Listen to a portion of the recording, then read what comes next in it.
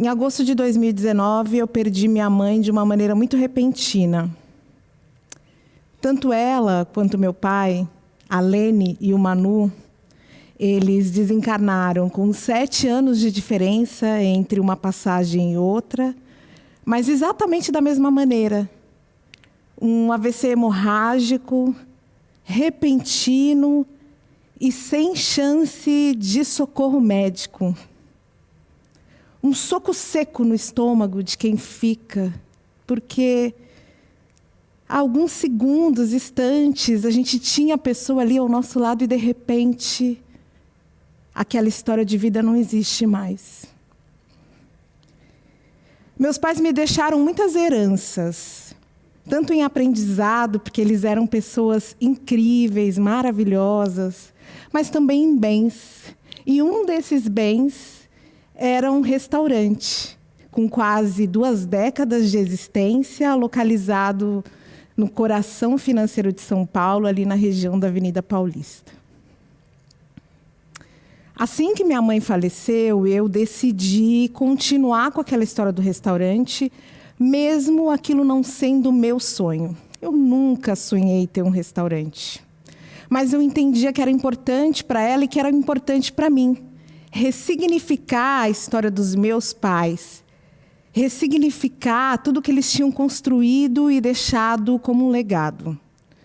Então, já decidida, quando a pandemia pegou todo mundo de surpresa, eu não tive dúvidas. Mesmo estando à frente de uma empresa na área de serviços, que foi uma das áreas mais atingidas ali naquele momento, eu decidi continuar. Porque, para mim, eu já estava vivendo o maior desafio da minha vida. Eu tinha perdido a minha mãe, minha sócia, minha grande companheira. E aí, ali em março de 2020, eu fiz o que todo mundo que comandava uma empresa naquele momento, ou pelo menos deveria ter feito, que foi refazer a rota, repensar os caminhos, traçar novas estratégias. E deu certo, pelo menos nos primeiros 4 meses ali de pandemia, deu muito certo. Eu consegui trazer investimentos de fora para dentro do restaurante, nós reestruturamos o modelo de negócio, consegui fazer com que adiar o uso do nosso fluxo de caixa, deu tudo certo. Comigo trabalhando de 12 a 15 horas por dia. Trabalhando bastante, porque era necessário naquele momento, e principalmente porque parte da equipe tinha ficado em casa por conta de a gente acreditar que era necessário diminuir o número de pessoas circulando ali, naquele momento em que a gente não sabia nada ainda sobre a pandemia, e porque eu tinha muita gente dentro da minha equipe que era do grupo de risco. Quando a gente já estava ali vivendo uns 6 meses de pandemia e já todo mundo bem assustado, porque o que parecia ser 2 ou 3 meses já mostrava para a gente que era algo sem controle. Quem estava trabalhando no restaurante todos os dias estava completamente cansado. Eu, então, nem se fala. Simplesmente acabada, porque eu trabalhava 12, 15 horas por dia. E eu fazia de tudo. Se você ligasse no restaurante e pedisse comida pelo telefone, provavelmente eu que atendia.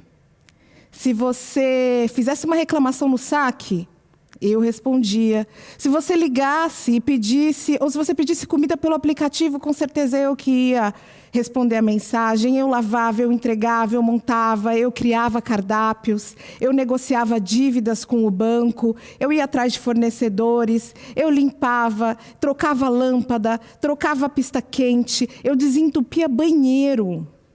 Eu tinha feito da minha existência significar aquele lugar. Sobreviver àquela crise, para mim, era o principal naquele momento. A grande questão é que eu nunca tinha sonhado em ser empresária do ramo gastronômico. Meu sonho sempre foi ser jornalista, apresentadora de televisão. Eu, desde pequena, eu brincava com microfones. Eu não brincava com panelas. Mas eu tinha entendido que para mim era importante seguir aquela história que os meus pais tinham traçado. Eu sabia o quão importante era eu ser uma das poucas mulheres negras aqui no país a ser uma empresária no ramo de restaurante, num dos lugares mais importantes do Brasil. E quando a gente já estava lá chegando, no final de 2020, 10 meses de pandemia, as coisas foram ficando ainda mais difíceis. E essa pessoa que trabalhava 12, 15 horas por dia enlouquecida, ainda era a mesma pessoa que no final do dia, linda e bela, maquiada, dá uma entrevista no jornal, na revista, na televisão, porque eu era o símbolo do empreendedor que não desiste nunca. E esse não desistir nunca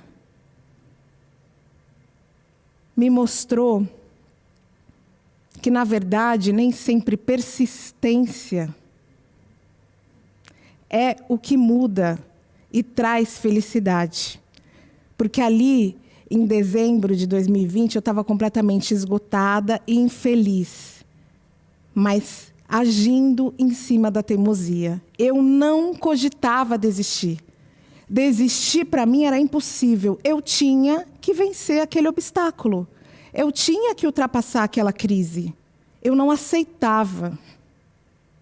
Eu não aceitava de jeito nenhum. Em janeiro de 2021, a gente completou 18 anos. Eu mandei colocar uma placa na porta do restaurante. Não desistiremos nunca. Os nossos 18 anos estão apenas começando. E, na verdade, aquela placa nunca nem fez sentido para mim.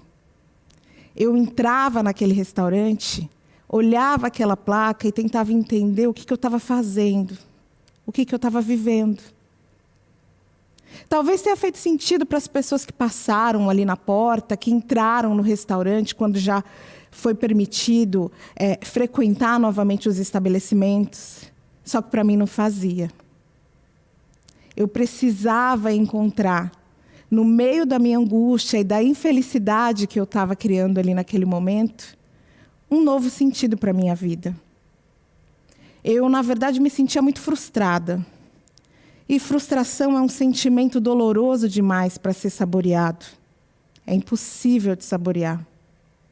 Àquela altura, eu já recebia alguns sinais do universo. O universo já estava me convidando para fazer trabalhos de comunicação que, na verdade, eu nunca deixei de lado. Muito pelo contrário, eu fiz a loucura de trabalhar aquelas 12, 15 horas por dia, ser a empreendedora que era, o símbolo do não desisto nunca, e ainda no final de semana fazer um extra, mediando eventos, sendo mestre de cerimônia online e utilizando o dinheiro o quê? Para custear o restaurante. Porque naquele momento, o sucesso dos 4 meses iniciais, esse já tinha ido para o saco, né? Eu já devia muito dinheiro na praça, já não recebia investimentos de fora, já não tinha mais energia para pensar cardápio. Na verdade, eu não tinha energia nem para ultrapassar a porta e ler de novo a placa do não desisto nunca. Já completamente infeliz e insatisfeita, buscando compreender qual caminho seguir e tentando tomar coragem, eu fui atrás de uma oração que eu fazia todos os dias, mas eu não entendia, na verdade, o real sentido. Todo dia eu pedia serenidade para aceitar as coisas que eu não posso modificar. Coragem para modificar aquelas que eu posso, e sabedoria para reconhecer a diferença entre elas. Mas naquele dia, ali no final de janeiro, já completamente esgotada e querendo vencer o medo de desistir, essa oração me deu um significado. E eu consegui dizer para mim mesma, chega. Chega, Cristiane. Desistir não é feio. Eu tinha medo de desistir. A gente vive, ainda mais no meio do empreendedorismo, uma força imensa para que você acredite que sempre vai dar certo, que desistir não é a melhor opção, só que a gente não pode deixar que a teimosia ultrapasse os limites, quando o mundo inteiro estava me mostrando que não dava mais. Eu tinha tentado, e aí vem um dos meus primeiros aprendizados. Tentar é necessário. Eu tentei. Eu não consegui, não foi porque eu não fui competente. Eu não consegui porque existiam situações que eram completamente adversas às forças que eu tinha para empregar ali naquele momento. E aí, 18 anos da história que os meus pais tinham traçado lindamente, não precisavam mais pesar nas minhas costas como 200, 300 quilos. Eu podia reescrever a minha história. Claro que não foi fácil finalizar tudo aquilo, porque eu já tinha várias dívidas, então eu precisei de novo recalcular a rota, repensar como fechar, como demitir a equipe, pagar as rescisões, ir atrás de empréstimos para poder resolver minimamente as questões atuais e as dificuldades que eu tinha ali naquele momento. Mas eu já tinha o chamado do universo.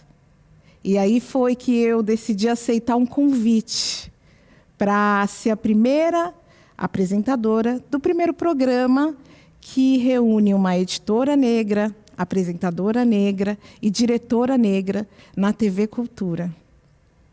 Decidi também fechar o restaurante e abrir a minha empresa de comunicação. E o universo, sempre colocando a meu favor, me auxiliou e eu consegui até fechar 2 primeiros contratos, e grandes contratos com essa empresa de comunicação. No momento que eu entendi qual que era o meu caminho. Eu tinha medo de desistir.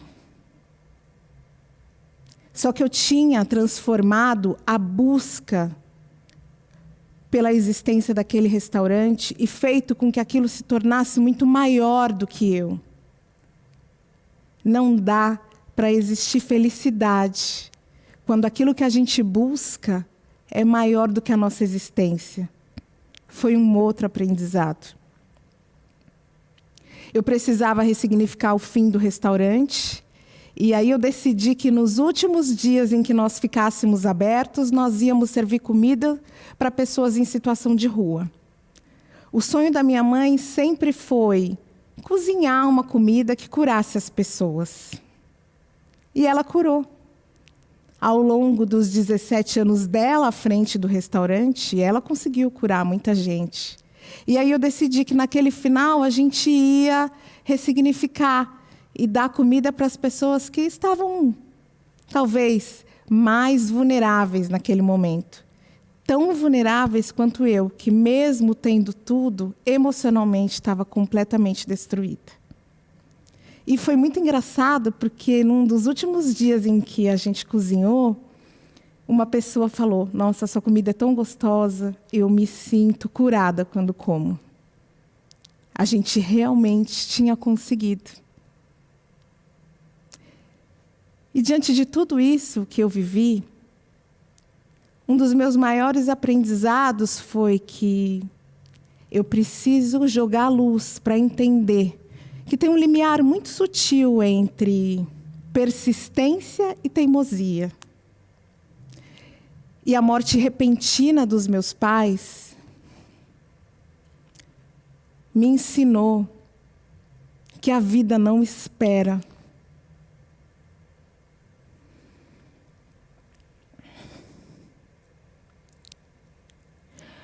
A vida não espera. Ela nunca vai esperar a gente ficar insistindo em viver uma história que não nos faz feliz. Ciente de que a vida não espera, a minha única escolha é viver a vida dos meus sonhos. Tentar sempre é necessário. Não conseguir é intensamente frustrante. Só que se reinventar é muito glorioso. Obrigada.